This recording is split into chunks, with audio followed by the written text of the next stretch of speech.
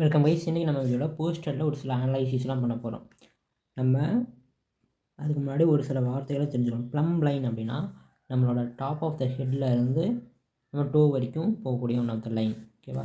So இந்த line லேட்ரலாக போகுது, லேட்ரலாக பிரிக்கிறாங்க அப்படின்னா நம்ம லைன் ஆஃப் கிராவிட்டி பார்த்த லைனில் போகும். அதுவே ஆன்டிரோ போஸ்டீரியாக பிரிக்கிறாங்க அப்படின்னா பாடியை 2 ஈக்குவல் ஹாஃபாக பிரிக்கும். சிமிட்ரி மாதிரி ஆக்ட் பண்ணும். அதுவே லேட்ரல் அப்படின்னா நான் சொன்ன மாதிரி லைன் ஆஃப் கிராவிட்டி எக்ஸ்டர்னல் ஏர்லேருந்து ஆங்கிள் ஜாயிண்ட்டுக்கு முன்னாடி இங்கே வரைக்கும் போய் முடியும். ஸோ இந்த லைனை ப்ளம் லைன் அப்படின்னு சொல்லுவோம். ஓகே, இப்போ ஆங்கிளில் பார்த்தோம் அப்படின்னா அந்த ஜாயிண்ட்டு நியூட்ரல் பொசிஷனில் இருக்கும். அதாவது டார்சி ஃப்ளெக்ஷனும் ஆகிருக்காது, பிளான்டார் ஃப்ளெக்ஷனும் ஆகிருக்காது, நியூட்ரலில் இருக்கும்.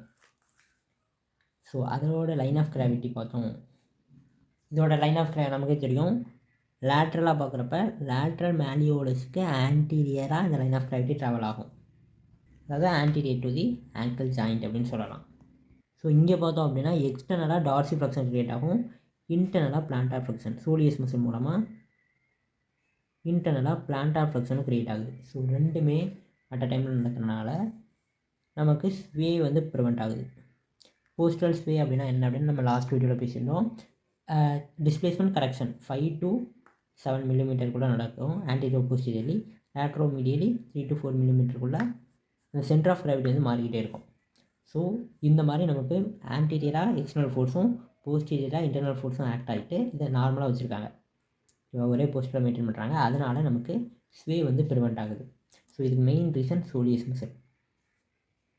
ஓகே, இப்போ அப்படியே நம்ம போஸ்டரோட அனலைசிஸில் நீக்கு வரும். நீ ஜாயிண்ட் நார்மல் போஸ்டரில் ஃபுல் எக்ஸ்டென்ஷனில் இருக்கும், நமக்கு தெரிஞ்சது தான் ஃபுல் எக்ஸ்டென்ஷன். ஸோ நீ ஜாயிண்ட்டோட மிட் லைனுக்கு ஆன்டீரியராக லைன் ஆஃப் கிராவிட்டி ட்ராவல் ஆகும்.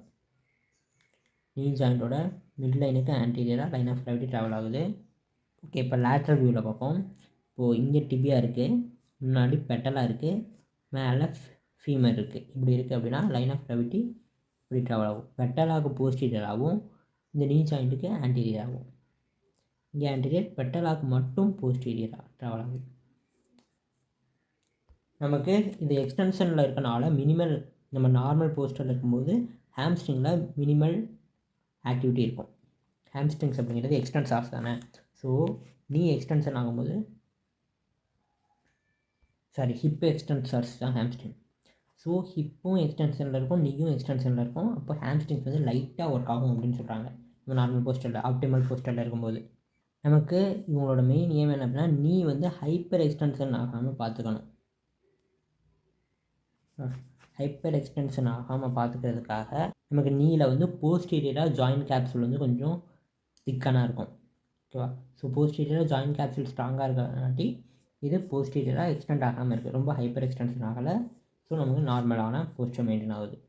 ஓகே, இப்போ ஹிப் ஜாயிண்ட் அண்டு பெல்விஸ்க்கு வரும். ஹிப்பு ஆப்டிமல் போஸ்டரில் ஹிப்பு நியூட்ரலில் இருக்கும். ஓகேவா? ரெண்டு சைடுமே ஒரே லெவலில் இருக்கும். இந்த சைடும் ஹிப் போன், இந்த சைடும் ஹிப் போன் ஒரே லெவலில் இருப்பாங்க.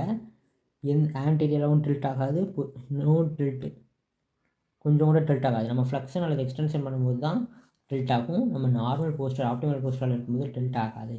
அதே போல் லைன் ஆஃப் கிராவிட்டி நம்மளுடைய ஹிப் ஜாயிண்ட்டோட ஆக்சிஸுக்கு போஸ்டீரியராக ட்ராவல் ஆகும். அது இங்கே கிரேட்டர் டொகாண்டா இருக்கா?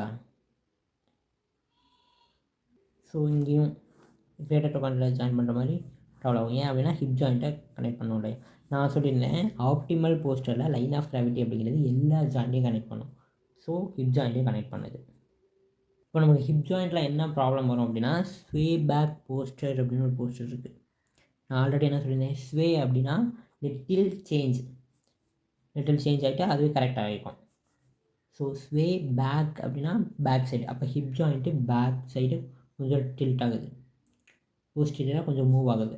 ஸோ அதை தான் நம்ம ஸ்வே பேக் போஸ்டர் அப்படின்னு சொல்லுவோம். இது ரொம்ப நாள் நம்ம இதே போஸ்டரில் மெயின்டைன் பண்ணிகிட்டு இருந்தோம் அப்படின்னா என்ன ஆகும்னா நம்ம குளூட்டியஸ் மசிலில் ஏட்ரோபி நடக்க ஆரம்பிக்கும். குளூட்டியஸ் மசிலில் நம்பர் ஆஃப் செல்ஸ் எல்லாம் டிக்ரீஸ் ஆச்சு அப்படின்னா நமக்கு ஆட்டோமேட்டிக்காக நம்ம நேச்சுரலாகவே ஸ்வே பேக் போஸ்டரில் இருந்துருவோம். ஸோ இது காரணம் என்னவாக இருக்கும் அப்படின்னா நம்ம ஹிப் ஜாயிண்ட்டில் ஆன்டீரியராக லிகமெண்ட்ஸ் இருக்கு இல்லையா, ஆன்டீரியராக இருக்கக்கூடிய லிகமெண்ட்டில் அதிகப்படியான டென்ஷன் வந்துருச்சு அப்படின்னா போஸ்டீரியராக இருக்கக்கூடிய லிகமெண்ட்னால அதே நார்மலாக மெயின்டைன் பண்ண முடியாது. ஸோ போஸ்டீரியராக கொஞ்சம் லிகமெண்ட்ஸ்லாம் லூஸ் ஆயிரும். அதனால் ஆன்டீரியராக ஸ்ட்ராங் ஆகிடும், போஸ்டீரியராக வீக் ஆகிடும். ஓகேவா, அவ்வளோதான். இதுதான் ஸ்வே பேக் போஸ்டர் அப்படின்னு சொல்லுவோம். இது ஹிப்பில் நடக்கக்கூடியது. ஓகே, அடுத்ததாக லம்போ சேக்ரல் சேக்ரோ இலியாக். இந்த ஜாயின்ஸ்லாம் எப்படி இருக்குது அப்படின்னு பார்ப்போம். லம்போ சேக்ரலோட ஆவரேஜ் ஆங்கிள் பார்த்தோம்னா 6லேருந்து 30 டிகிரி வரைக்கும் இருக்கும். அதாவது நம்ம L5ஓட பாட்டம்லேருந்து இதை மெஷர் பண்ண ஸ்டார்ட் பண்ணுவாங்க. அதே போல் S1ஓட டாப், இங்கே S1 இங்கே L5, இது ரெண்டுக்கும் இடையில இப்படி ஒரு ஆங்கிள், இந்த மாதிரி இந்த ஆங்கிள் தான் 6 to 30 டிகிரி. நம்ம சீக்கிரம் இந்த மாதிரி தான் முன்னாடி ஆன்டீரியராக போயிட்டு தான் வந்திருக்கும். ஸோ இந்த சைடு ஆன்டீரியர், இது போஸ்டீரியர், பின்னாடி ஸ்பைனஸ் ப்ராசஸ்லாம் இருக்கும். ஸோ போஸ்டீரியராக போயிட்டு இப்படி ஆன்டீரியராக வந்திருக்கும். இதுதான் சேக்ரம். இந்த ஆங்கிள் லம்போ சேக்ரல் ஆங்கிள்.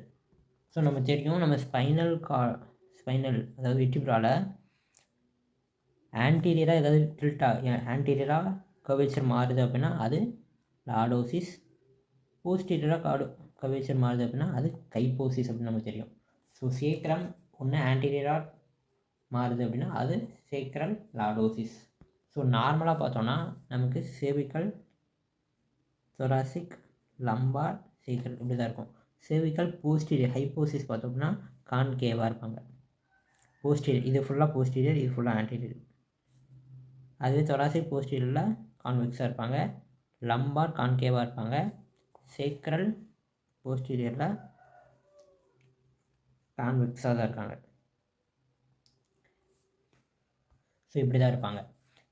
இப்போது இதில் நமக்கு ஏதாவது சின்ன கர்வேச்சர் சேஞ்ச் ஆகுது அப்படின்னா நமக்கு மேபி அதோட கான்கேவிட்டி கான்வெக்சிட்டி கூட மாற வாய்ப்பு இருக்குது. இப்போ இங்கே ஹிப்போன் இருக்கும், அது சேக்ரோ இலியாக் ஜாயிண்ட். நம்மளோட லைன் ஆஃப் கிராவிட்டி என்ன ஆகுது அப்படின்னா இந்த சேக்ரோ இலியாக் ஜாயிண்ட்டுக்கு ஆன்டீரியராக ட்ராவல் ஆகுது. நமக்கு என்ன தெரியும், ஓகே இதை வந்து நீங்கள் தெரிஞ்சுக்கோங்க.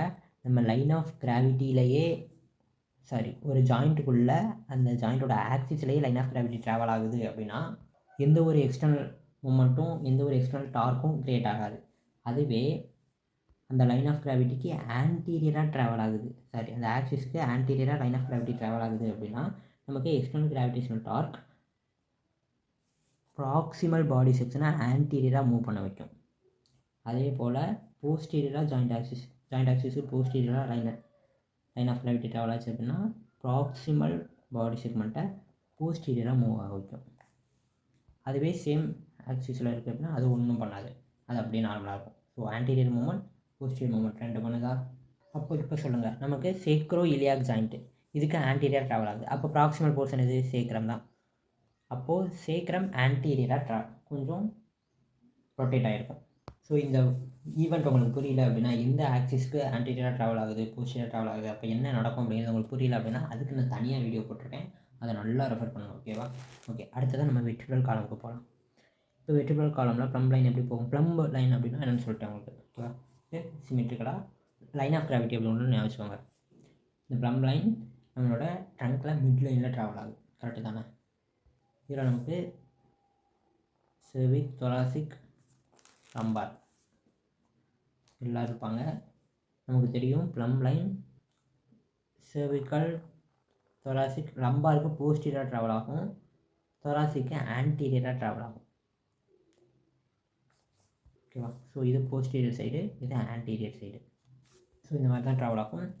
ஓகே, இதை நீங்கள் லைன் ஆஃப் கிராவிட்டி வீடியோ பார்த்தீங்க அப்படின்னாலே உங்களுக்கு புரியும். அடுத்ததான் ஹெட்டில் லைன் ஆஃப் கிராவிட்டி வெர்டிபிரல் பாடி, அதாவது ஆக்சிபிட்டும் வெர்டிபிரல் பாடியும் மீட் ஆகிற இடத்துக்கு ஆன்டீரியராக ட்ராவல் ஆகுது. இப்போ சொல்லுங்கள், நமக்கு ஆன்டீரியராக ஆக்சிஸ்க்கு ஆன்டீரியராக ட்ராவல் ஆகுது. அப்போ என்ன ஆகும்? ப்ராக்சிமல் போன் வந்து டில்ட் ஃபார்வர்டு. ஓகேவா? அதனால தான் நம்ம நார்மலாக ஹெட்டை விட்டோம் அப்படின்னா ஆட்டோமேட்டிக்காக முன்னாடி தொங்குது. அதுவே லைன் ஆஃப் கிராவிட்டி நமக்கு பேக் சைடு போகணும் அப்படின்னா நம்ம ஹெட்டை வந்து ரொம்ப தூக்கினா தான் நம்ம ஹெட்டு வந்து நார்மலாக பேக் சைடு போகும். அதே மாதிரி நம்ம நின்றுட்டு ரொம்ப டக்குனு ஹெட்டை லூஸ் பண்ணிட்டோம் அப்படின்னாலும் நம்ம ஹெட்டு ஃப்ளெக்ஷன் தான் ஆகும். அதுக்கு காரணம் இதுதான், ப்ராக்சிமல் போன் தான் ஆன்டீரியராக வரும். ஸோ இப்படி நார்மலாக நமக்கு நடக்காமல் இருக்கிறதுக்காக இங்கே வந்து ஒரு சில லிகமெண்டம் இருக்குது. லிகமெண்டம் யூகே, அதே போல் ஜாயிண்ட் கேப்சூல் எல்லாம் இருப்பாங்க. நம்ம ஆப்டிமல் போஸ்டர்லேயும் மெயின்டைன் பண்ணுறதுக்காக நிறைய லிகமெண்ட்ஸ்லாம் இருக்கும். ஓகே, இது ஆன்டீரியராக வந்துட்டு எக்ஸ்டர்னல் ஆடிட்டரி மியாட்டஸ் அங்கே வரைக்கும் வரும், அல்லது ஏர் அப்படின்னு சொல்லலாம். ஓகே, இதுதான் நம்ம ஹெட்டில் இருக்கக்கூடிய அனலைசிஸ். நம்ம போஸ்ட் அனலைசிஸ் ஒவ்வொரு ஜாயிண்ட்டுக்கும் தனித்தனியாக பார்த்துருக்கோம். நெக்ஸ்ட்டு நம்ம ஆப்டிமல் அலைன்மெண்ட்டில் இருக்கக்கூடிய டீவியேஷன்ஸ் பற்றி தனி வீடியோவில் பேசுவோம். தேங்க்ஸ் ஃபார் வாட்சிங் கைஸ். டாடா.